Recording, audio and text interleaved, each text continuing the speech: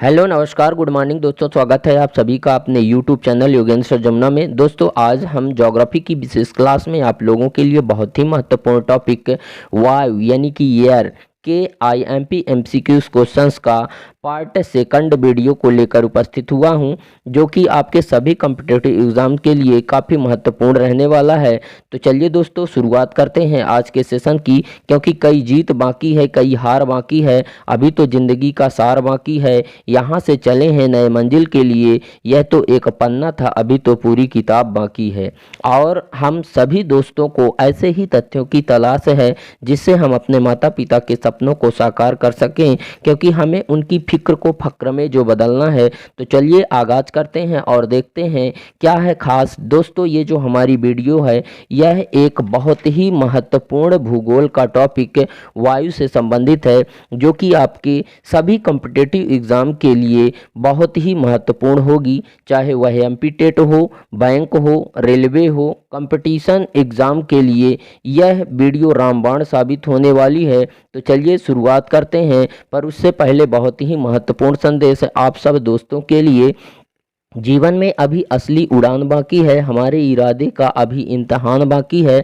अभी तो नापी है हमने मुट्ठी भर ज़मीन, अभी तो नापने के लिए पूरा आसमान बाकी है। बिल्कुल सही बात है दोस्तों, जो हमारे इरादे हैं उसके सामने ये इम्तहान कुछ भी नहीं है। तो हमें इन इम्तहानों से डरना नहीं है, हमें चलते रहना है।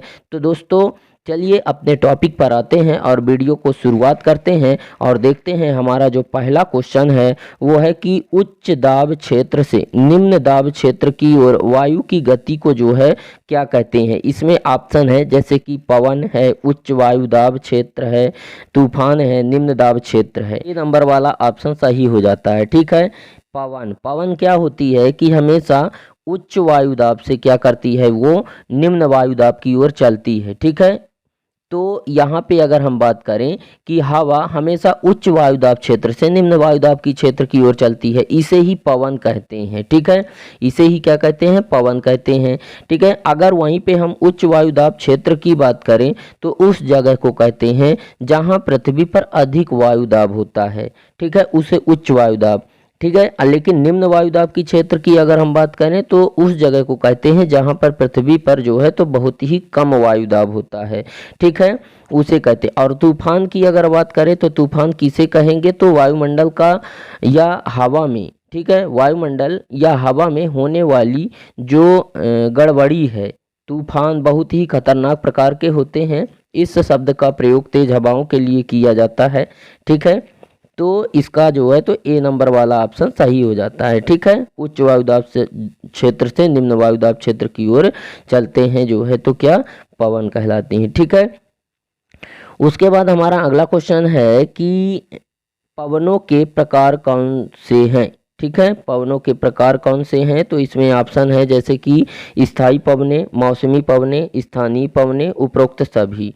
ठीक है, तो इसका जो ये डी नंबर वाला ऑप्शन है ये सही हो जाता है। ठीक है, उपरोक्त सभी। इस पवनों के प्रकार कौन से हैं, तो स्थायी पवन भी है, मौसमी पवन भी है और स्थानीय पवन भी है।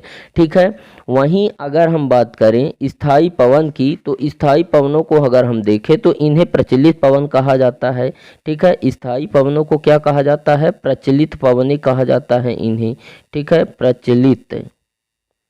प्रचलित पवने, इन्हें प्रचलित पवने कहा जाता है। ठीक है, स्थायी पवनों को। यह क्षैतिज रूप में प्रवाहित होती हैं। क्षैतिज का मतलब आड़ी, इस तरह से जो है तो वो इस तरह से चलती हैं, इस तरह से। ठीक है, इस तरह से जो है तो वो नहीं चलती हैं। ठीक है, ये इस तरह से चलती हैं, ये जो है तो क्या है, क्षैतिज रूप। और यह पवन जो है तो पृथ्वी के घूमने के कारण, क्योंकि पृथ्वी क्या होती है कि वो घूमती है, पृथ्वी जो है तो इधर पश्चिम से पूर्व की ओर जो है तो घूमती है, क्योंकि यहाँ पे पश्चिम है और यहाँ पे पूरब है। ठीक है, तो पूर्व की ओर घूमती है, ये वाला उत्तर है और ये वाला दक्षिण है, तो ये इधर को घूमती है। ठीक है, तो पृथ्वी के घूमने के कारण ही स्थायी पवनें जो है तो चलती हैं। ठीक है, और इनका जन्म होता है। ठीक है, उसके बाद है मौसमी पवनों की अगर हम बात करें। ठीक है, जो मौसमी पवनें हैं तो यह मौसम के अनुसार परिवर्तित होती हैं। ये वाली जो पवनें हैं वो मौसम के आधार पर जो है तो परिवर्तित होती हैं। किसके आधार पर परिवर्तित होती हैं, मौसम के आधार पर। ठीक है, वो बदलती रहती हैं और मौसम के अनुसार अपनी दिशा भी बदलती हैं। ठीक है, मौसम के अनुसार बदलती हैं और अपनी जो है तो दिशा भी मौसम के अनुसार ही जो है तो वो बदलती हैं। इन्हें ही मौसमी पवनें कहते हैं। इसका जो क्षेत्र होता है वो सीमित होता है। क्या होता है? इनका जो क्षेत्र होता है वो सीमित होता है मौसमी पवनों का। ठीक है, वहीं अगर हम स्थानीय पवनों की बात करें तो किसी स्थान विशेष में चलने वाली हवा को स्थानीय पवन कहते हैं। ठीक है, और इसका जो विस्तार होता है वो क्षोभ मंडल तक होता है। क्षोभ मंडल क्या होती है? तो यह वायुमंडल की सबसे निचली परत होती है, जो कि धरती से जो है तो 13 किलोमीटर की ऊंचाई तक ही पाई जाती है। ठीक है, तो यहाँ तक है इसका विस्तार। ठीक है, हमारा तीसरा क्वेश्चन है कि वर्ष भर लगातार निश्चित दिशा में चलने वाली पवन कौन सी हैं? हमें ऑप्शन है स्थायी पवन, पश्चिमी पवन, मौसमी पवन और पछुआ पवन। ठीक है, तो इसका जो है तो सही आंसर हो जाएगा स्थायी पवन। ठीक है, कौन सा? ए नंबर वाला ऑप्शन इसका सही हो जाता है। ठीक है, ये वर्ष भर जो है तो लगातार एक निश्चित दिशा में चलती हैं। ठीक है, वही है स्थायी पवनें। ठीक है, इन्हें प्रचलित पवनें भी कहा जाता है। यह क्षैतिज रूप में प्रवाहित होती हैं और पवनें जो है तो पृथ्वी के घूमने के कारण इनका जन्म होता है। जो स्थायी पवनें होती हैं पृथ्वी के घूमने के कारण उत्पन्न होती हैं। ठीक है, वहीं अगर हम पश्चिमी पवन की बात करें, पश्चिमी पवन की, तो यह उत्तरी गोलार्ध में गर्मी के समय चलने वाली हल्की हवा है, जिसे सबसे धीमी हवा माना जाता है। इसे क्रांतिकारी तूफान का भी प्रतीक माना जाता है। ठीक है, और अगर हम जो है तो मौसमी पवन की अगर हम बात करें तो यह मौसम के परिवर्तन के अनुसार चलती है। ठीक है, मौसम के अनुसार वह परिवर्तित होती, अपनी दिशा बदल देती हैं और मौसम के अनुसार अपनी जो है तो दिशा बदलती हैं। इन्हें ही जो है तो मौसमी पवन कहते हैं और इनका जो क्षेत्र होता है वो सीमित होता है। ठीक है, मौसमी पवनों का। वहीं अगर हम पछुआ पवन की बात करें तो यह पश्चिमी दिशा से चलती है पूर्व की ओर और उत्तरी गोलार्ध में इस पवन की जो दिशा होती है वो दक्षिण पश्चिम होती है। क्या होती है? दक्षिण पश्चिम होती है उत्तरी गोलार्ध में। ठीक है, उत्तरी गोलार्ध में जो है तो इनकी जो दिशा होती है वो दक्षिण पश्चिम होती है। ठीक है, और दक्षिण पश्चिम से कहाँ होती? उत्तरी गोलार्ध में दक्षिण पश्चिम से उत्तर पूर्व में होती है। ठीक है, कहाँ होती है? उत्तर पूर्व में होती है। उत्तरी गोलार्ध में दक्षिण पश्चिम से उत्तर पूर्व होती है, जबकि दक्षिणी गोलार्ध में जो है, दक्षिणी गोलार्ध में जो है तो इस पवन की जो दिशा होती है वह उत्तर जो है तो पश्चिम से, उत्तर पश्चिम से दक्षिण पूर्व होती है। ठीक है, उत्तर पश्चिम से दक्षिण पूर्व होती है। हमारा अगला क्वेश्चन है, क्वेश्चन नंबर जो 4 है वो इस प्रकार से है कि हरियाणा में कौन से महीने में स्थानीय पवन लू बहती है? लू का मतलब होता है गर्म वाली जो हवा होती है। ठीक है, तो हरियाणा में कौन से महीने में ये स्थानीय पवन लू बहती है? तो इसमें ऑप्शन है जून, जुलाई, मई और अगस्त। ठीक है, तो इसका कौन सा वाला ऑप्शन सही हो जाता है? तो इसका जो जून है ये वाला ऑप्शन सही हो जाता है, ए नंबर वाला। ठीक है, हरियाणा में कौन से महीने में स्थानीय पवन लू बहती है? तो जून वाले महीने में लू बहती है। ठीक है, जून वाले में। भारत में गर्मी वाले टाइम में उत्तर पूर्व में चलती हैं तथा पश्चिम से पूर्व की ओर चलती हैं। ठीक है, जो गर्मी का समय होता है भारत में तो उत्तर पूर्व में चलती हैं तथा पश्चिम से पूर्व की ओर चलती हैं। यह धूल भरी और प्रचंड उष्ण शुष्क होती हैं, इसे ही जो है तो लू कहते हैं। ठीक है, उसके बाद हमारा अगला क्वेश्चन है कि जब वृष्टि तरल रूप में पृथ्वी पर आती है तो उसे क्या कहते हैं? ठीक है, हमें ऑप्शन है बादल, वर्षा, हिम और जल। ठीक है, तो उसे क्या कहते हैं? तो उसे जो है तो वर्षा कहते हैं, इसलिए इसका बी नंबर वाला ऑप्शन सही हो जाता है। ठीक है, जब वृष्टि तरल रूप में यानी कि जो है तो पानी बन करके जब वर्षा पानी के रूप लेकर के पृथ्वी पर आती है तो उसे वर्षा कहते हैं। ठीक है, इसमें अगर हम बात करें तो यह एक प्रकार का संघनन है। वर्षा क्या है? एक प्रकार का संघनन है, और जब पृथ्वी के सतह से जल वाष्प के रूप में वायुमंडल की सबसे निचली परत क्षोभ मंडल में जाकर बर्फ के रूप में जम जाता है और फिर वही बर्फ टूटकर पिघल कर धरती पर पानी के रूप में गिरता है, उसे जो है तो वर्षा कहते हैं। ठीक है, वहीं अगर हम बादल की बात करें तो धरती से पानी जो जल के स्रोत होते हैं, जैसे तालाब हो गया, नहर हो गया, कुआं हो गया, है ना, बांध हो गया, इनसे जल जो है तो वाष्प होकर के और जा करके वायुमंडल की जो है तो निचली परत जो क्षोभ मंडल है वहाँ पर जब वो जाकर संघनन होता है, एकत्रित होता है, तो वो बादल बनता है। क्या बनता है? वो बादल। और फिर वही बादल जो है तो पिघल करके वो बर्फ जो जम जाता है, वही बर्फ पिघल करके यहाँ से गिर करके और धरती पर जो है तो गिरता है। ठीक है। अगर हम हिम की बात करें तो हिम का मतलब होता है बर्फ। क्या होता है? हिम का मतलब होता है बर्फ। ठीक है। जो कि जो है तो काफ़ी ऊंचाई पर जो है तो जमता है, क्योंकि ऊंचाई पर जाने से तापमान घट जाता है, इसीलिए बर्फ जम जाता है। जैसे अगर हम पहाड़ों की बात करें तो पहाड़ों की यहाँ पे ऊंचाई पर यहाँ पे बर्फ जमी रहती है। आप जो है तो जम्मू कश्मीर में देखते होंगे कि जम्मू कश्मीर में बर्फ जमी रहती है। ठीक है। जैसे यहाँ पे है जम्मू कश्मीर, ये भारत का मैप। ठीक है। ये भारत का मैप है और यहाँ पे जो है, यहाँ पे आप देख सकते हैं कि पूरे में जो है तो जम्मू कश्मीर है और ऊंचाई पर स्थित है, इसलिए यहाँ पे बर्फ पड़ती। जबकि हमारा लोग का मैदानी वाला भाग यहाँ पे है, ये मैदान है। ठीक है। और ये वाला जो है तो पठार है, सबको पता, और ये वाला जो है तो पर्वत है। तो ऊंचाई पर जो है तो हमेशा क्या होता है कि बर्फ जमती है। ठीक है। तो वही जो है तो हिम है।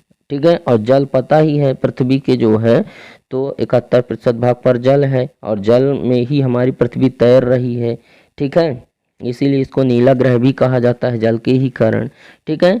तो पृथ्वी पर जब वृष्टि तरल रूप में आती है तो उसे वर्षा कहते हैं। ठीक है। इसलिए इसका जो है तो बी नंबर वाला ऑप्शन सही है। हमारा अगला क्वेश्चन है कि हरियाणा में शीतलता में होने वाली वर्षा का कारण क्या है? हरियाणा में शीतकालीन वर्षा होती है, उसका कारण क्या है? इसमें ऑप्शन है जैसे पश्चिमी चक्रवात, दक्षिणी चक्रवात और पूर्वी चक्रवात और उत्तर पूर्वी चक्रवात। ठीक है। तो इसका कौन सा वाला ऑप्शन सही हो जाएगा? तो इसका हो जाएगा जो है तो पश्चिमी चक्रवात। ठीक है। यानी कि ए नंबर वाला ऑप्शन इसका सही हो जाता है। ठीक है। हरियाणा में शीतलता में होने वाली वर्षा का कारण क्या है? पश्चिमी चक्रवात है। ठीक है। इसी के कारण जो है तो हरियाणा में शीतकालीन जो है तो वर्षा होती है। हरियाणा में शीतकालीन वर्षा होने का कारण है पश्चिमी विक्षोभ। यह विक्षोभ की उत्पत्ति भूमध्य सागर से होती है। सागर पता है क्या होते हैं? सागर जहाँ पे नदियाँ आकर मिलती हैं, नदियों का संगम स्थल होता है सागर, वहाँ पे बहुत ज़्यादा जो है तो जल भारी मात्रा में भरा होता है और नदियाँ वगैरह जो लेके आती हैं कंकड़ पत्थर, वो सारा चीज़ यहीं पे जमा कर देती हैं सागर में ही। ठीक है। इसीलिए सागर का जल इतना खारा होता है। ठीक है। तो इस तरीके से जो है तो हम यह भी कह सकते हैं कि शीतकाल में जो वर्षा होती है उसको हम मावठ कहते हैं। ठीक है। शीतकाल में होने वाली वर्षा को क्या कहते हैं? मावठ कहते हैं। ठीक है। और जो शीतकालीन वर्षा होती है हरियाणा में, उसका कारण क्या है? तो उसका कारण है पश्चिमी विक्षोभ। ठीक है। इसी के कारण होती है और यह किसानों के लिए अम्र वर्षा होती है, अमृत वर्षा होती, अमृत के समान होती है यह वर्षा। ठीक है। उसके बाद हमारा अगला क्वेश्चन है, क्वेश्चन नंबर जो 7 है कि निम्नलिखित में से कौन सी गैस हमें सूर्य की हानिकारक किरणों से बचाती है? ठीक है। हमारा ऑप्शन है जैसे कार्बन डाइऑक्साइड, नाइट्रोजन, ओजोन और ऑक्सीजन। ठीक है। तो इसमें जो है तो हमको सूर्य से आने वाली जो हानिकारक किरणें हैं यानी पराबैंगनी किरणें, उनसे हमारी रक्षा कौन करती है? तो इसका सी नंबर वाला ऑप्शन सही हो जाता है, ओजोन परत। ठीक है। यह जो है तो एक बहुत ही महत्वपूर्ण जो है तो परत है जो कि समताप मंडल में पाई जाती है, जो सूर्य से आने वाली जो हानिकारक किरणें हैं, परावैंगनी किरणें हैं, उनको अपने में रोक लेती है, ऑब्जर्व कर लेती है और फिर फिल्टर करने के बाद वो धरती तक उन्हें भेजती है। ठीक है। तो इस तरह से जो है तो ओजोन परत महत्वपूर्ण हो जाती है। ठीक है। उसके बाद हम अगला हमारा जो क्वेश्चन है वो है वायुमंडल की सबसे महत्वपूर्ण परत कौन सी है?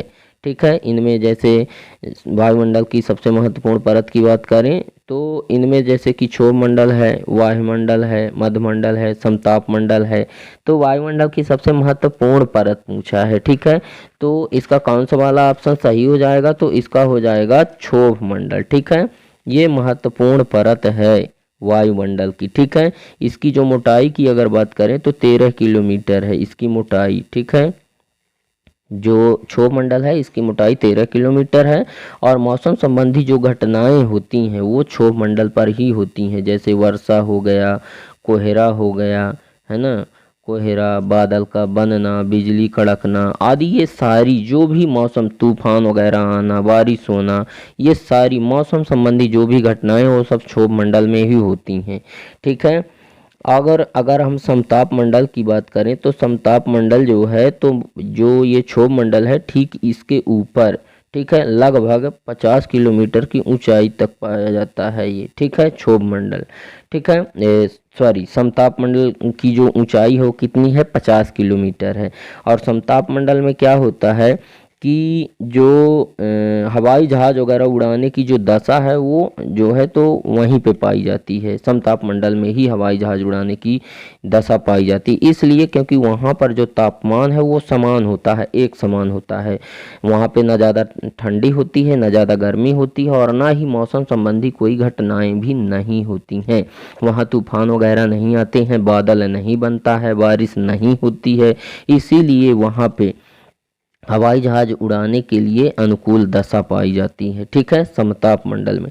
और मध्य मंडल की बात करें तो मध्य मंडल जो है यह दोनों परतों के बीच में है, जैसे ये क्षोभ मंडल है, ये वाली जो है तो समताप मंडल है, और ये मध्य मंडल है, और उसके ऊपर जो है तो बाह्य मंडल, और उसके ऊपर हो जाएगा बाहरी मंडल, ये चौथे नंबर पर हो जाएगा आयन मंडल, आयन मंडल, और फिर ये लास्ट वाला हो जाएगा बाहरी